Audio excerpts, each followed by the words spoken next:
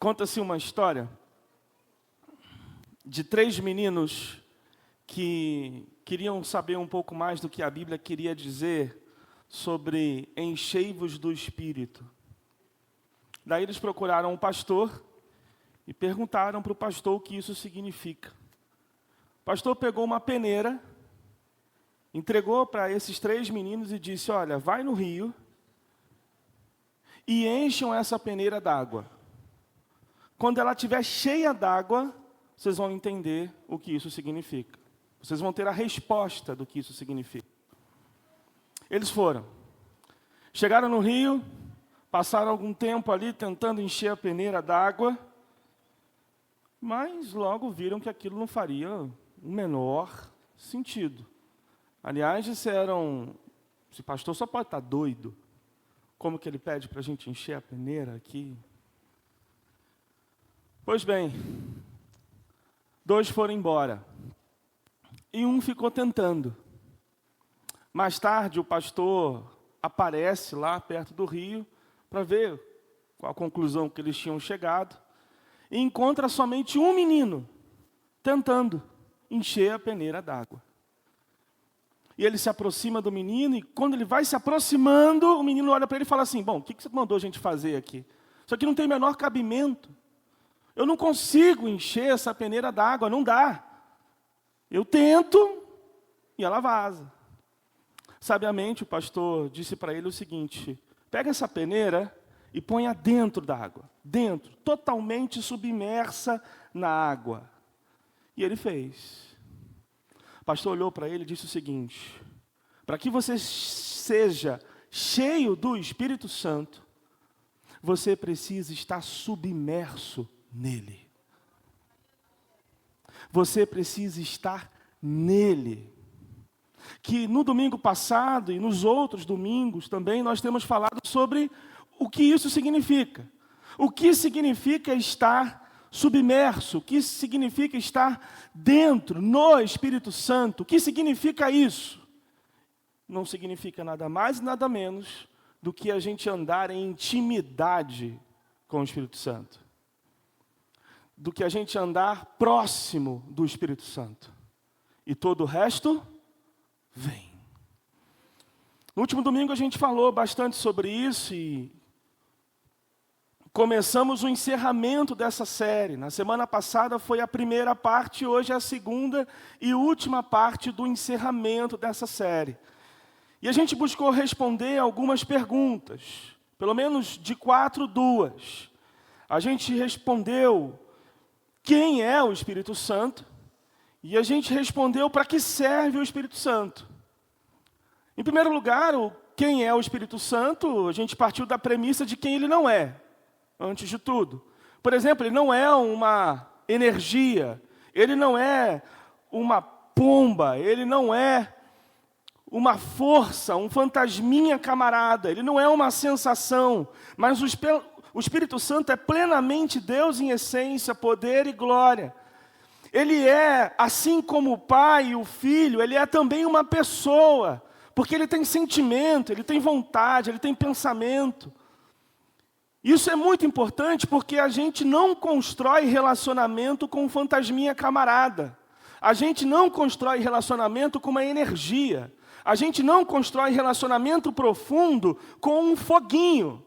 A gente constrói relacionamento com uma pessoa. E essa pessoa, Espírito Santo, interage conosco. A gente também frisou o fato de que o Espírito Santo tem algumas funções. E uma das funções do Espírito Santo é nos tornar mais parecidos com Jesus, isto é, mais santos. Através do trabalhar dele em nós, ele faz brotar o fruto dele dentro da gente, para que a gente se torne mais santo. A função do Espírito Santo, a grande função do Espírito Santo é nos apontar e nos conduzir a Jesus. E esse caminho até Jesus é um caminho que nós chamamos de santidade. Por isso o nome dele é Santo. Ou melhor, o sobrenome dele é Santo. A gente ouviu aqui, segundo a palavra de Deus, que a nossa tarefa, e tão somente a nossa tarefa, é buscar a intimidade com o Espírito Santo. O fruto do Espírito Santo, como nós falamos aqui ao longo de vários meses aqui na nossa igreja, inclusive no Ministério Infantil, que é mansidão, domínio próprio, amor, fidelidade. Esses frutos são frutos do Espírito, não são nossos. Não é o nosso esforço que nos torna mais santos, mais mansos, mais pacientes, mais humildes. Não é. Você não pode sair daqui dessa manhã, você não pode continuar vivendo achando que você tem que se esforçar para ser uma pessoa mansa. Essa obra sua vai te frustrar. Porque você não consegue. Eu não consigo. Jamais nós conseguiremos ter domínio próprio suficiente para agradar a Deus ou do jeito de Deus, porque essa obra não tem a ver com o nosso esforço, mas com a obra e o esforço do Espírito Santo. Então, o que nos cabe? Buscar intimidade com o Espírito Santo, e todo o resto vem. Nós não produzimos fruto. Quem produz fruto é o Espírito, em nós e através de nós. A nossa única função é mergulharmos nele e descansarmos na obra que é totalmente dele. A gente percebeu também ao longo da Bíblia Sagrada que o fruto que evidencia que a gente tem ou não o Espírito Santo é o fruto do Santo, o fruto do Espírito Santo. Não necessariamente os dons espirituais. Apesar de os dons espirituais também serem do Espírito. E apesar de os dons espirituais serem demonstrações do poder do Espírito. Mas a grande evidência de que a gente carrega e que a gente tem o Espírito Santo habitando em nós é que o fruto do Espírito aparece na gente. É isso. Mas qual o problema que a gente carrega do apego a esses dons, né? Nós somos muito apegados a esses eventos, a essas manifestações sobrenaturais. Por que que a gente se apega tanto a os dons espirituais do que mais do que ao fruto do Espírito? Porque por vezes a gente tem mais atração e mais surpresa e mais encantamento com o dom, com o poder que se manifesta, do que necessariamente com o fruto do Espírito que se manifesta de outra forma em nós. A razão é muito simples.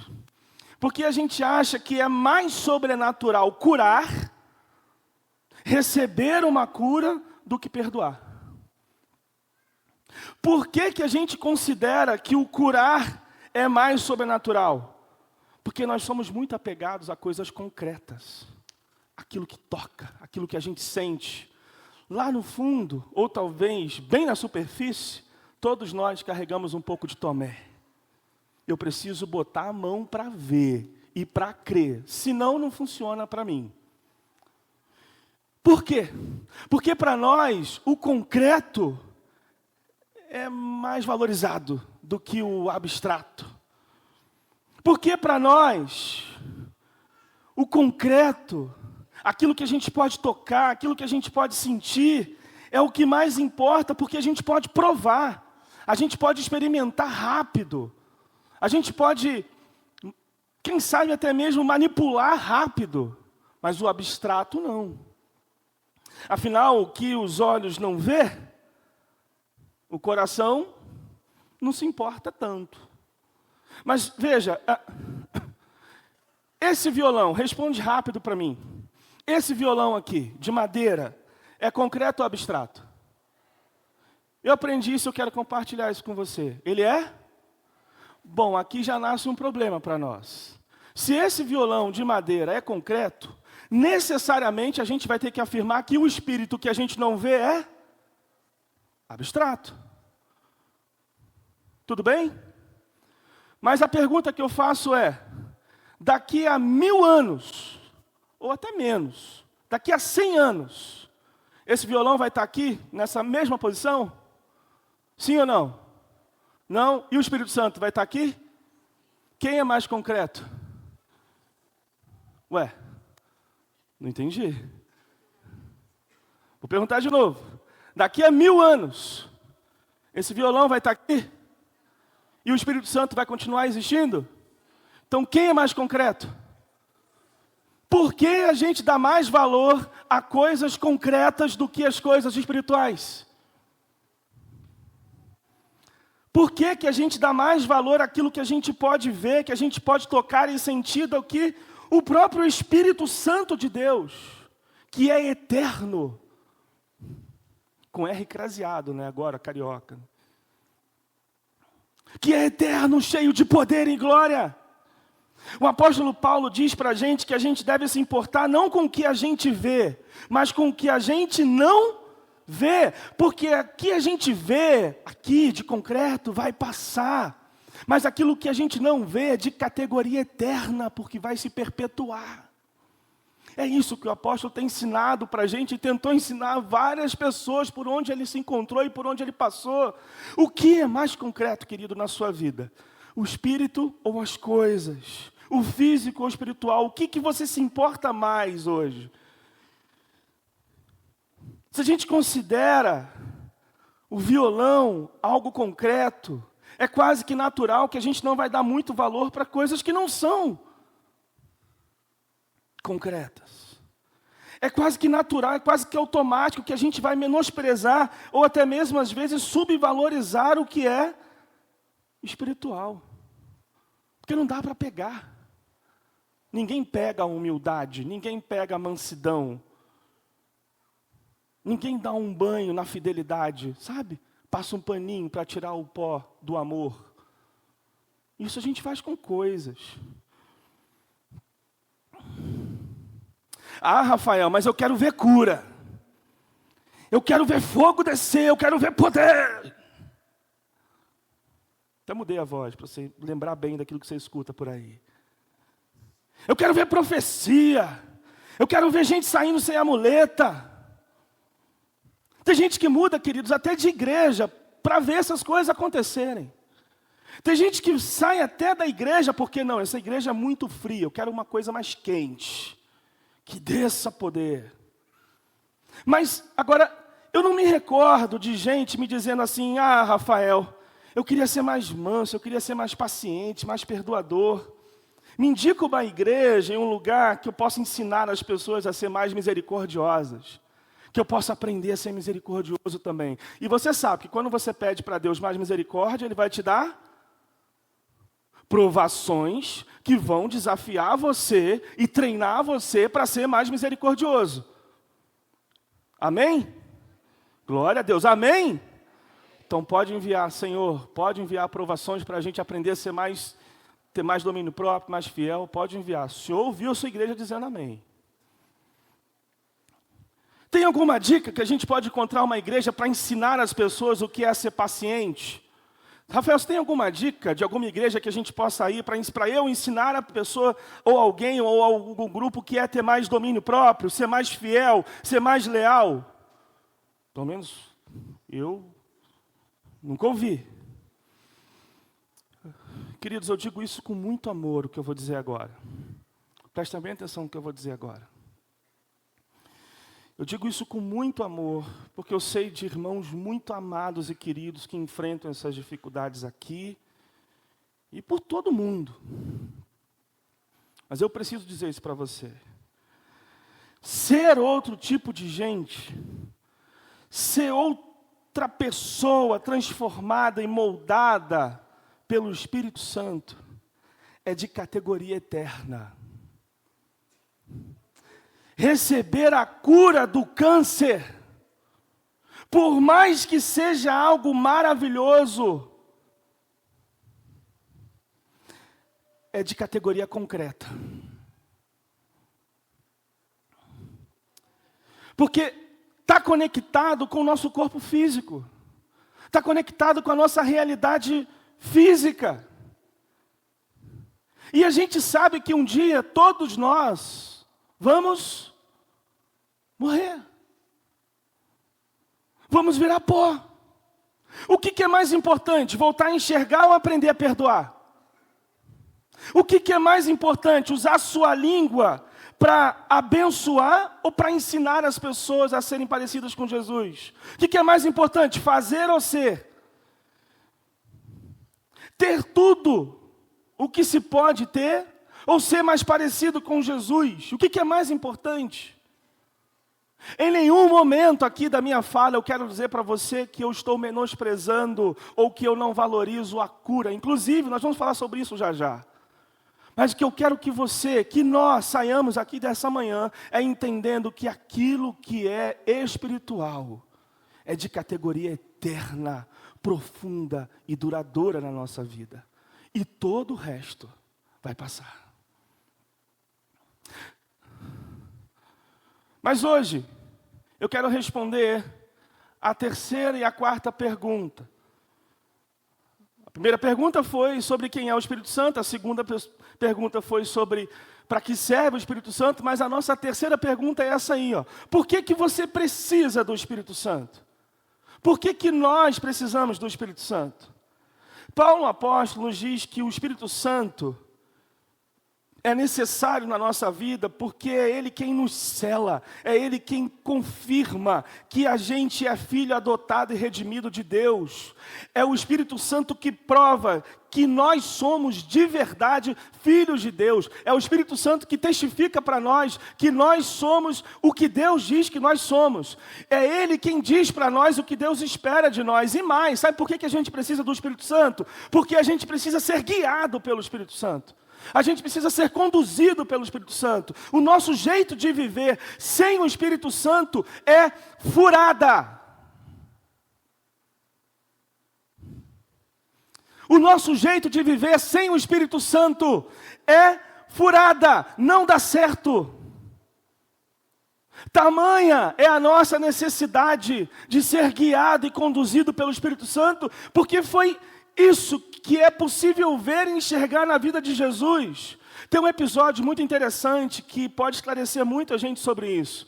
Muito. No batismo de Jesus, por exemplo, você deve lembrar que João Batista está lá no Rio Jordão, batizando algumas pessoas, e Jesus aparece. Imagina essa cena, ele vem em direção a João, aí João diz aquela frase célebre, né?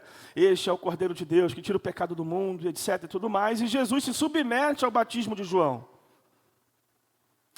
Jesus entra nas águas, mergulha, Deus Filho.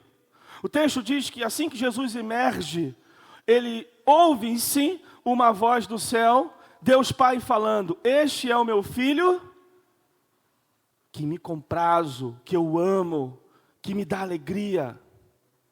E tão logo, vem um bichinho, simbolizando o Espírito Santo de Deus como uma pomba. Preste atenção, o Espírito Santo não é uma pomba. Mas neste momento ele veio simbolizado por uma pomba e pousa sobre quem? Jesus. O Espírito Santo pousa sobre Jesus e permanece sobre Jesus. Você sabe que o ministério de Jesus foi plenamente conduzido e guiado pelo Espírito Santo. E é interessante o fato da pomba pousar em Jesus e permanecer. Ela não passou por Jesus. O que esse simbolismo traz para a gente? Que Jesus se coloca submisso, desde o seu próprio batismo, à condução do Espírito Santo de Deus para a sua obra que ele tinha que realizar. E como que Jesus, e como que a gente, como que se deve fazer para que o Espírito Santo não só pouse sobre nós, mas como ele permaneça em nós. Imagina uma pomba pousando em você. Você corre, né? Que é sujo, né? A gente não gosta. Mas que imagem que Deus escolhe, né? Deus tem seus sensos de humor e suas ironias às vezes. Mas imagine uma pomba pousando em você aqui agora. Ou em mim. Como você faz para a pomba permanecer em você? Dá para sair correndo e ela permanecer? Dá para gritar, vai Corinthians? Nossa, aí ela foge. Aí ela foge com força. Dá para dançar? Não dá. Para a pomba permanecer em você, você vai ter que ser guiado por ela. Você vai ter que ser conduzido por ela. Você vai ter que ser trilhado por ela. Me ocorre uma outra ilustração que não é tão útil assim, mas serve, porque você já foi conduzido por um bebê? Para mim é fácil dizer isso agora. O Espírito Santo é Deus, pleno em consciência, pleno em tudo. Mas um bebê não, um bebê acabou de nascer, ele não tem consciência. Mas é curioso que teve um dia que a Alice estava aprendendo a pegar. Aliás, esse dia é quase todo dia, vocês vão entender. Ela está aprendendo a pegar. Aí daqui a pouco eu estou na cozinha, aí a Grazi me chama, meu bem, vem cá, corre. Aí quando eu chego lá, o cabelo da Grazi assim, ó, ela está assim, ó, pro lado assim. Às vezes eu estou brincando com ela assim, ela pega a orelha, até meu cabelo, só que é menor, claro, mas pega a orelha, puxa, pega a mão, morde alguma coisa, morde o dedo, e a gente vai deixando eles fazerem isso, é ou não é? E é gostoso, é muito bom, aliás. Guardadas as proporções de ser um bebê, é assim que a gente devia ser com o Espírito Santo. Para onde Ele conduzir, sua mão, seus pés, seu coração, você vai, você se permite, você simplesmente deixa, porque você sabe quem está conduzindo você é Deus.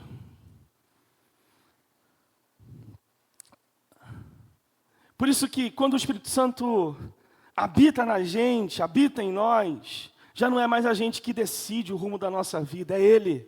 O Espírito Santo de Deus é quem decide o que a gente vai fazer. A gente acorda e a gente pergunta para Ele qual a nossa agenda, qual a agenda dEle, qual a vontade dEle. Por isso Ele não é uma energia, Ele é uma pessoa. A energia não fala com você. O Espírito Santo não vem sobre a gente para fazer a gente girar. A pomba que faz você girar é outra.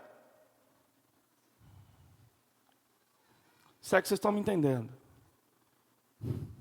Quando o Espírito Santo vem sobre nós, Ele não faz a gente girar, Ele vem para nos santificar, nos conduzir a Jesus, Ele vem para iluminar a gente, dizer como que a gente vai fazer a vontade do Pai, como que a gente vai fazer para ser guiado por Ele, como que a gente vai fazer para ser formado à imagem de Jesus. O desafio, mas também a nossa maior bênção é sermos guiados pelo Espírito Santo de Deus. Então a pergunta que fica é, por que a gente precisa do Espírito Santo?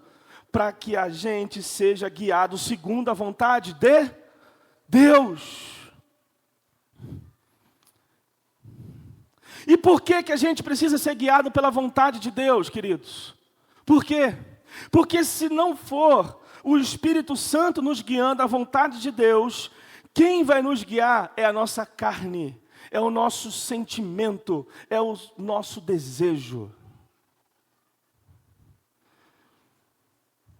Paulo apóstolo em Efésios capítulo 2, nos versos 3, ele diz o seguinte: anteriormente, todos nós também vivíamos entre eles. Eles quem? Os ímpios. Satisfazendo as vontades da nossa carne, seguindo os nossos desejos e pensamentos. Como os outros, éramos por natureza merecedores da ira. Aqui Paulo está falando que aqueles que não conheciam a Deus, aqueles que não tinham Cristo, obviamente também não tinham o Espírito Santo. E eles eram guiados pelos seus desejos, pelos seus pensamentos, pelos seus sentimentos, pela sua carne. Antes de receber o Espírito Santo, isso também cabia a nós. Essa era a nossa realidade. O que guiava a gente era o que a gente sentia. Estou com raiva de você, então eu vou te tratar como alguém que não serve para mim. Eu vou me vingar de você.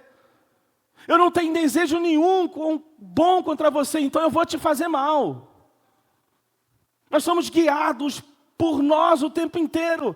E a nossa carne não presta, né? Ela não é legal. Então a gente não tinha escolha.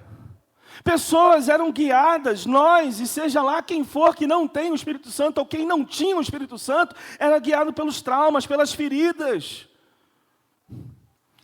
E a gente vivia a partir de algo do que aconteceu com a gente. A gente era escravo da gente mesmo ou do que fizeram com a gente.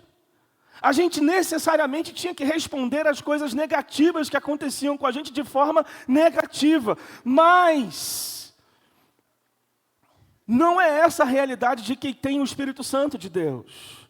Porque veja, se você não tem o Espírito Santo de Deus conduzindo a tua vida, se nós não temos o Espírito Santo de Deus conduzindo a nossa vida, porventura, você seja uma pessoa que, infelizmente, com todo o meu pesar e compaixão, talvez você tenha sido abusado quando era pequeno.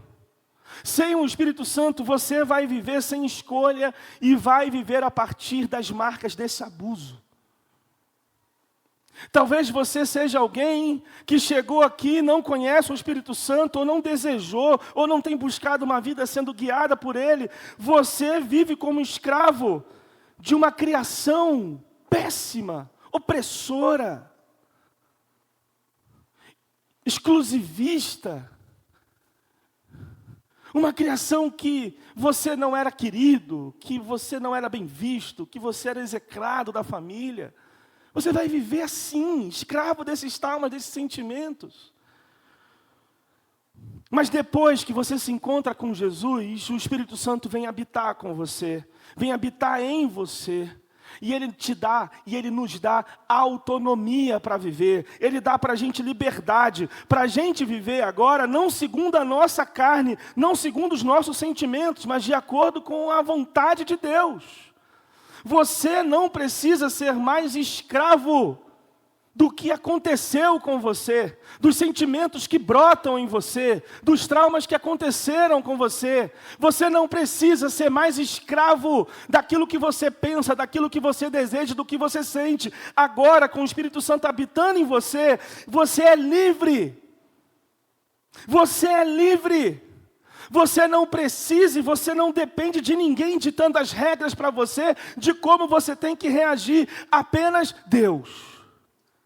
Apenas Deus. E quando a gente é guiado pelo Espírito Santo, a gente passa a ter autonomia para decidir. Autonomia para decidir o que fazer com a vida. Autonomia para decidir o que fazer com o que fizeram com a gente.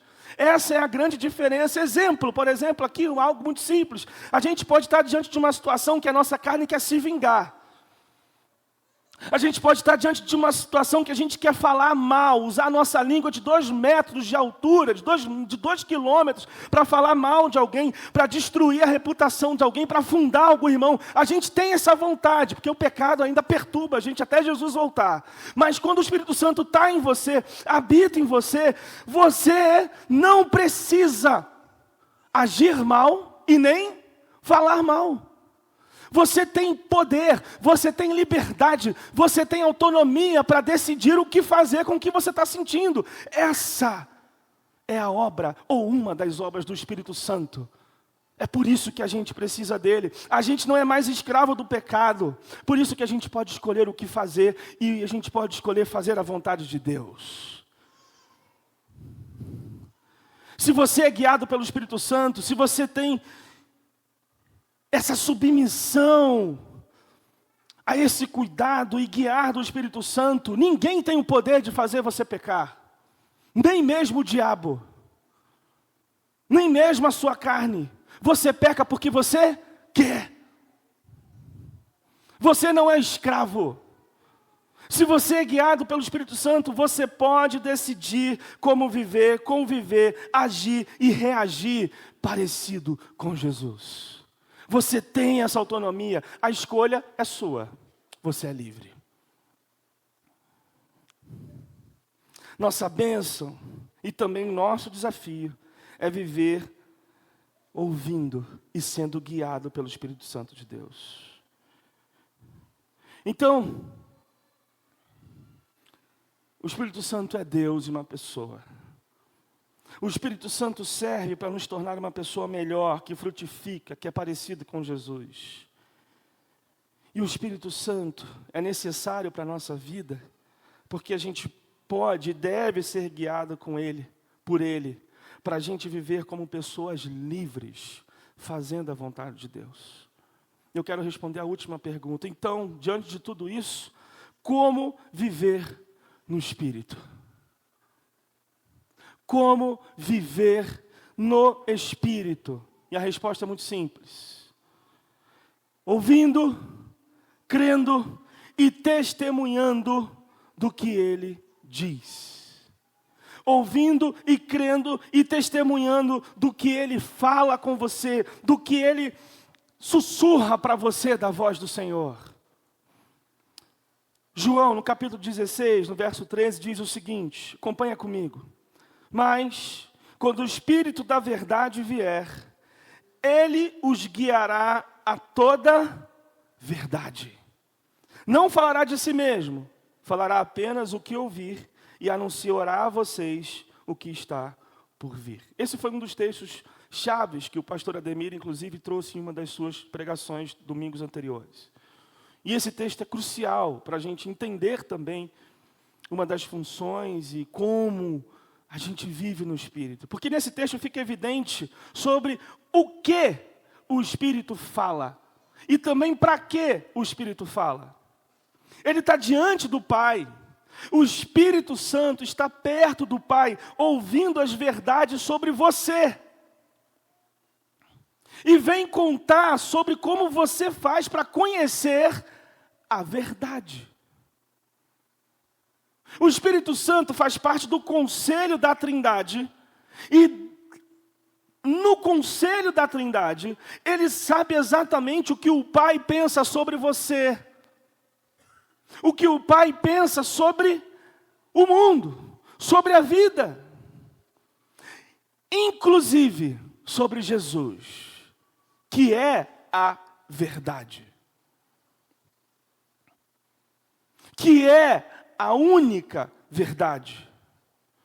Por isso, eu te pergunto, será que você não está vivendo essa vida, às vezes, talvez, sabe lá, essa vida de crente medíocre, pequena, na média, aquela vida travada, porque você tem escutado mais a sua voz, dando mais vazão aos seus sentimentos, aquilo que teu corpo está falando com você, do que a voz do Espírito? O desafio que o Espírito Santo traz para nós, traz para a gente nessa manhã, é o desafio de ouvir a verdade de Deus sobre nós e sobre Jesus de Nazaré. Esse é o desafio. Porque se a gente for guiado pelo Espírito Santo, presta bem atenção no que eu vou dizer aqui. Eu aprendi isso, eu quero compartilhar com você também. Se a gente for plenamente guiado pelo Espírito Santo, eu tenho uma ótima notícia para você. Você não vai errar nunca mais. Eu não vou errar nunca mais. Imagina. Se você for plenamente guiado pelo Espírito Santo, você vai acertar em tudo na sua vida. Desafio, hein? Porque tudo que Jesus fez foi guiado pelo Espírito Santo. Então, se Jesus se despiu da sua glória, veio a esse mundo como Deus e homem encarnado, e foi guiado pelo Espírito Santo em tudo, você pode ser parecido com Jesus se você for guiado pelo Espírito Santo em tudo. Porque se Jesus viesse somente como Deus, não havia como a gente ser parecido com Ele, porque Ele veio como Deus. E aí não tem como competir, né? É Deus. Eu preciso fazer essa observação aqui. Me ocorre, eu preciso fazer essa observação aqui. Sabe aquele ditado que a gente costuma dizer? Nem Deus agradou a todo mundo, nem Jesus agradou a todo mundo, quanto mais eu. Já ouviram isso? Já ouviram isso? Isso é coisa de Satanás, querido. Deixa eu te contar. Segredinho. Isso é coisa de Satanás. Sabe por quê? Porque Jesus é a única exceção no universo inteiro, aonde se alguém não se agradou dele, o problema era seu. Era desse alguém, não dele. Porque Jesus estava certo. Ai, Jesus fez um discurso duro. vou embora.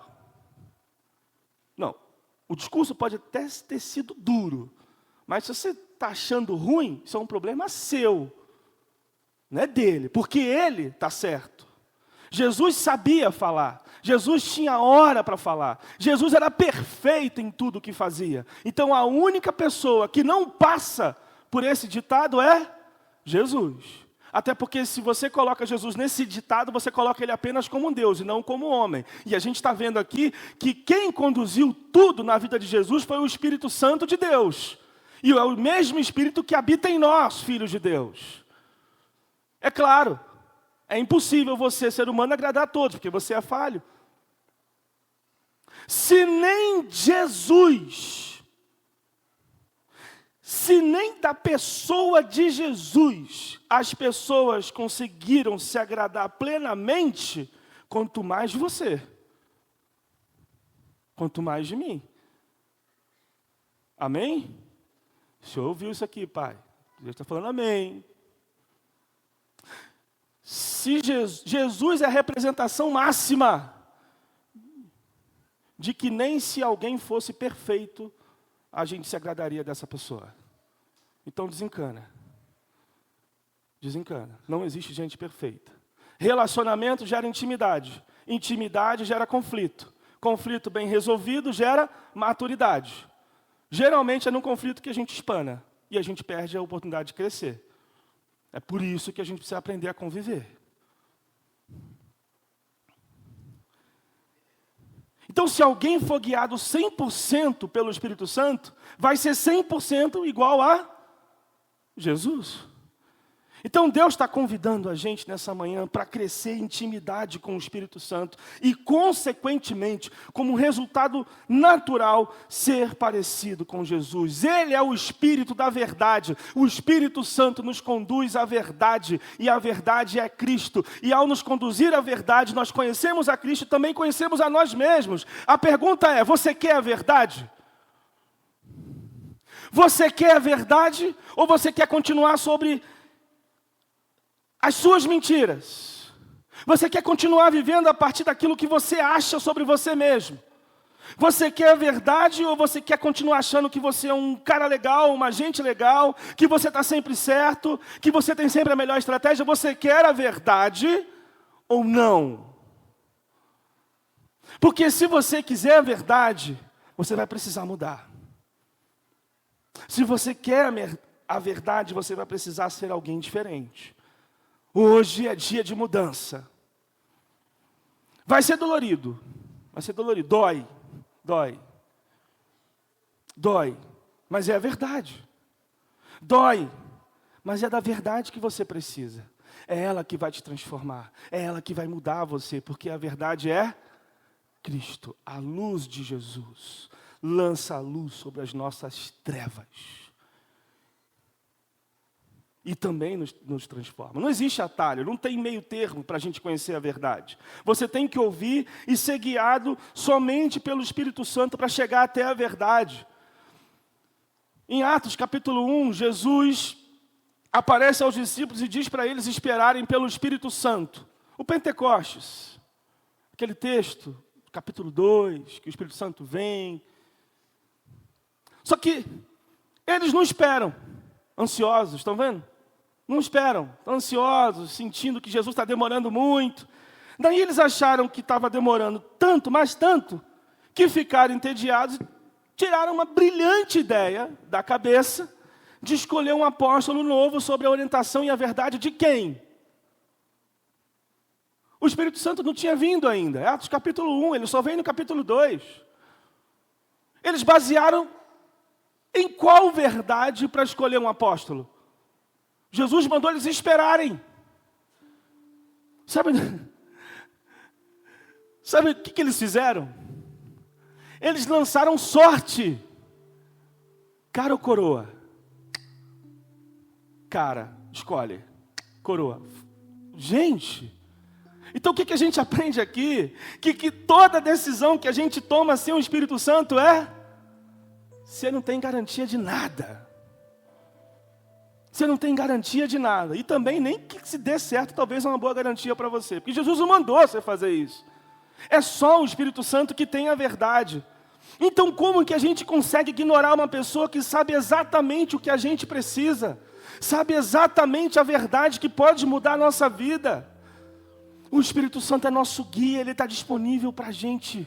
Ele está disponível dia a dia para a gente ter mais intimidade com Ele, para a gente crescer na verdade, para a gente viver como Jesus, para a gente testemunhar como Jesus, mudando o mundo para a glória de Jesus e através de Jesus.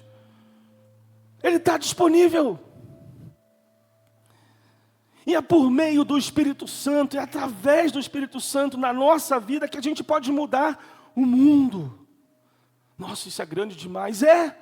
Eu sei que é. Jesus mudou o mundo com 12. Imagina com o mesmo Espírito que estava em Jesus e que ressuscitou Jesus dos mortos, segundo o apóstolo Paulo, capítulo 1 ou 2 de Efésios. Segundo o apóstolo Paulo, o mesmo Espírito que ressuscitou Jesus dos mortos está em nós. E se esse Espírito, por meio dos apóstolos, mudaram o mundo, o que essa Ibinai não pode fazer em Indaiatuba? O que o Espírito Santo não pode fazer na sua família destruída? O que o Espírito Santo não pode fazer na vida do seu filho que está nas drogas?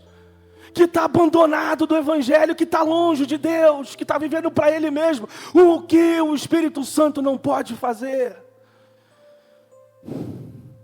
Essa vida cheia do Espírito Santo, queridos, é uma vida frutífera. É uma vida que de fato nos conduz à verdade, mas é uma vida corajosa. É uma vida que coloca a gente em movimento. É uma vida que coloca a gente para ação.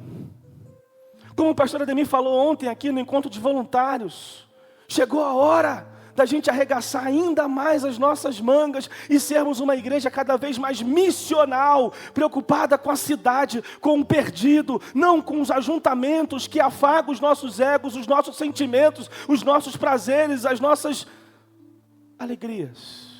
Pelo contrário, mas que coloca a gente em movimento, em desafio, até mesmo em zonas de desconforto para alcançar o perdido. A Bíblia diz, não entristeçais o Espírito Santo, mas ela também diz, não extingais o Espírito. Extingar é como se você estivesse torcendo uma mangueira, sabe? Torceu, parou. Ele está lá. O Espírito Santo não vai se ausentar de você, porque Ele prometeu que estaria com você e em você. Ele está aí. Mas por que você torceu a mangueira? Por que você está não deixando Ele fluir? É por meio do agir do Espírito Santo de Deus que a gente demonstra amor pelas pessoas. E aqui eu caminho para o meu fim.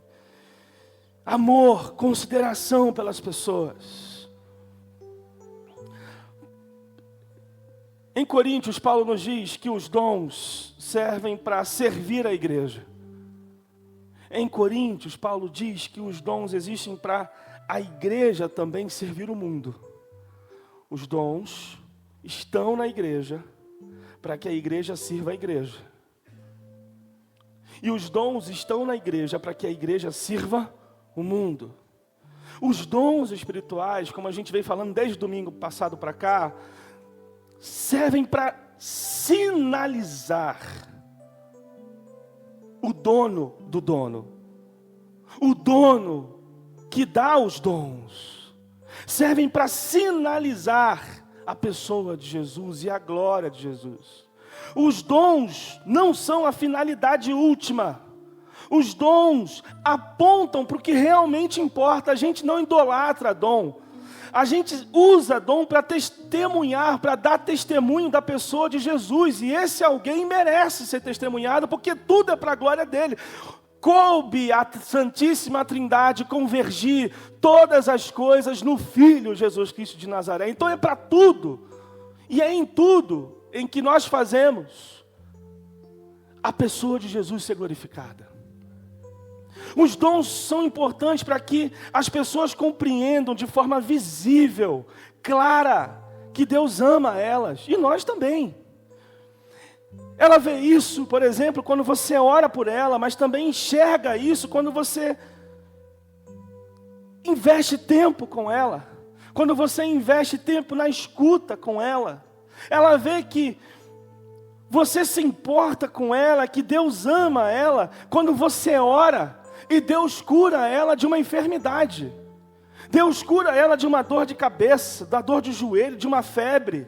Quando Deus liberta essa pessoa do vício, as pessoas que recebem isso por meio de Deus, através de você, se sentem amadas, se sentem queridas, acolhidas, vistas.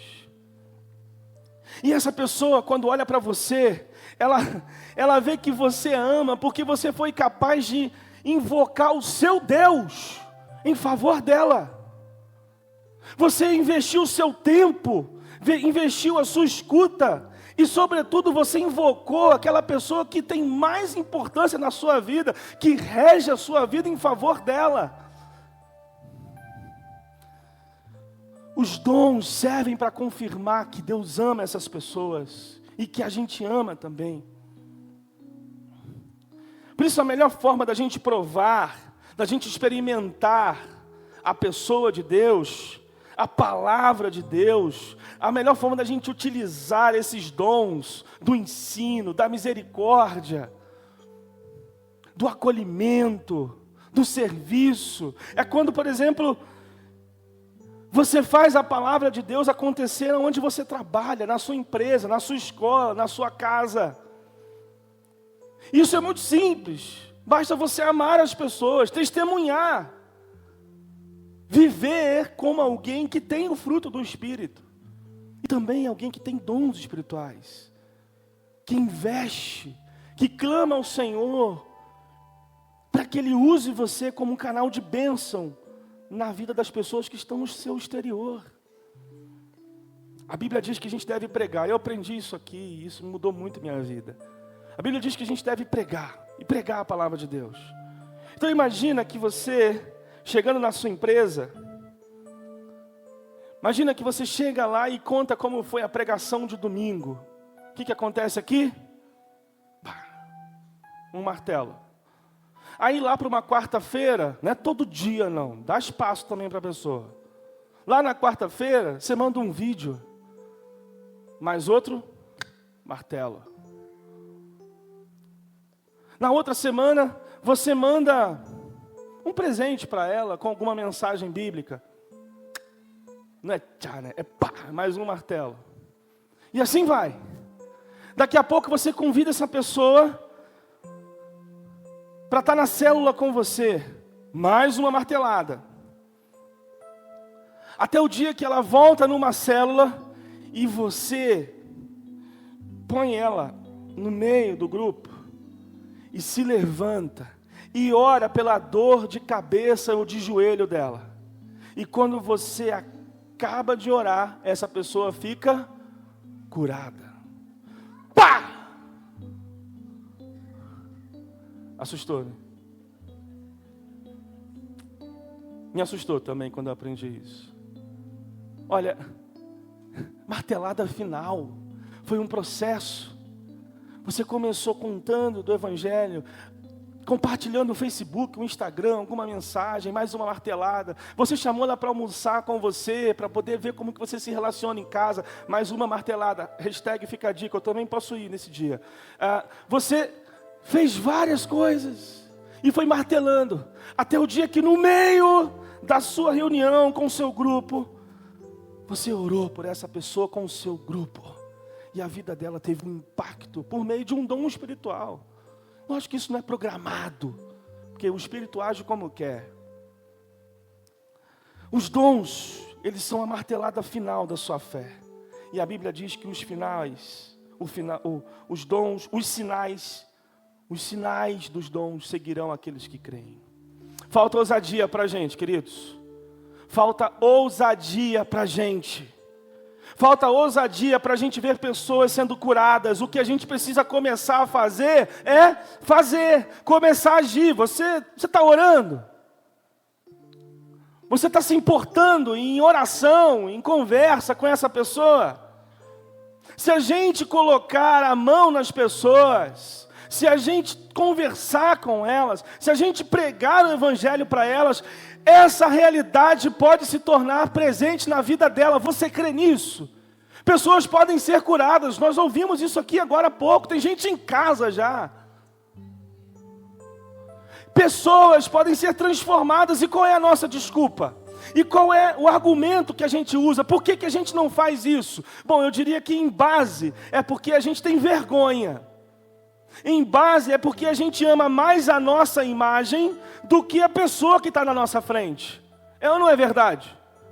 A gente não tem muito costume de parar e orar pelas pessoas naturalmente, porque a gente fica com vergonha. Agora, a grande questão é, quando a gente fica com vergonha, a gente fica preocupado com o efeito do que vai acontecer. Porque vai que a gente ora também, além dela me achar meio esquisito de orar do meio do nada, vai que a gente ora e essa pessoa não é curada. Vai que a gente compartilha uma palavra e essa pessoa olha pra gente e fala assim, pô, nada a ver, cara. Que crente meio esquisito, né? Esse pessoal... Vai que isso acontece. Traz mais vergonha ainda. Mas eu quero que você saia daqui vencendo esses pensamentos, essa vergonha, e sabendo de uma coisa.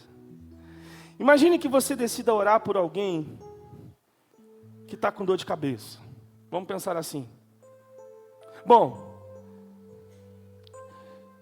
se essa pessoa não for curada, no momento que você começar a orar por ela, se essa pessoa não for curada, pelo menos ela não vai sair pior. Nunca vi alguém que estendeu a mão por uma cura de alguém e a pessoa piorou. Nossa, ele fez uma oração para mim que agora eu estou pior. Agora piorou tudo de vez. Claro, há exceções. Deus tem seus planos. Mas eu nunca vi. Então, você foi capaz, diante dessa pessoa, de invocar o seu Deus em favor dela, investir o tempo com ela. Então, se ela, preste atenção, se ela não for curada, ela pelo menos vai perceber que você a ama. E se ela não for curada, ainda assim ela vai olhar para você e vai dizer assim, puxa, ele parou para orar por mim. Ele se importou com minha dor de cabeça, com minha dor de joelho, com a minha nota ruim na escola. Que bênção. E se ela ainda assim não for curada, pelo menos ela vai olhar para você e vai dizer assim, ó, esse sujeito crê no que ele prega. Esse sujeito crê no que ele prega. Pelo menos ela vai olhar para você e vai ver alguém que de fato é coerente com aquilo que você acredita. Por isso eu quero te fazer um convite mais uma vez nessa manhã. E o convite é, você quer a verdade? Você quer que o Espírito Santo, a partir de hoje, conduza plenamente a sua vida? Como domingo passado, sem delongas, vem aqui na frente como um compromisso com você para a gente orar juntos. Simples assim, podem ficar em pé. Vem aqui na frente para a gente orar. Você crê que o Espírito Santo pode usar ainda mais você para mudar o mundo? E o mundo começa em você, na sua casa.